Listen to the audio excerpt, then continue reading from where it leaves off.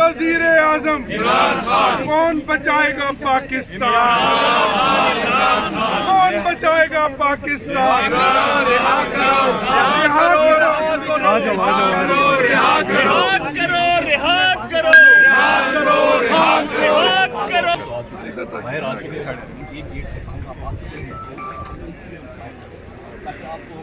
नहीं 144 किस लिए? 144 जल्दी लगी हुई है हाई कोर्ट ने। चेयरमैन साहब बिस्मिल्लाहिर्रहमानिर्रहीम। आज पाकिस्तान तहरीक इंसाफ के पार्लियामेंटेरियन ने एक और अफसोसनाक दिन पार्लियामान के अंदर गुजारा है। हमने रिक्वेस्ट की थी 11:30 बजे कि आज हमारे 4 पार्लियामेंटेरियन हमारे साथ जो नारवा सलूक रखा जा रहा है, हमारे पार्लियामेंटेरियन को डिस्क्वालीफाई कन्विक्ट किया जा रहा है, उसके खिलाफ हम 4 पार्लियामेंटेरियन आज स्पीच करेंगे।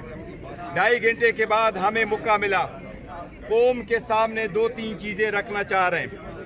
5 दिन के अंदर खान साहब को 3 कन्विक्शनें हुई, 45 साल की सज़ा दी गई। एक बावर कराने की कोशिश थी कि लोग खान साहब को भूल जाएंगे। अल्हम्दुलिल्लाह कल हवाम जम गफीर जिस अंदाज से निकली है, पाकिस्तान के 170 ज़िलों में से कोई एक ज़िला भी ऐसा नहीं था जिसमें अवाम ना निकली हो।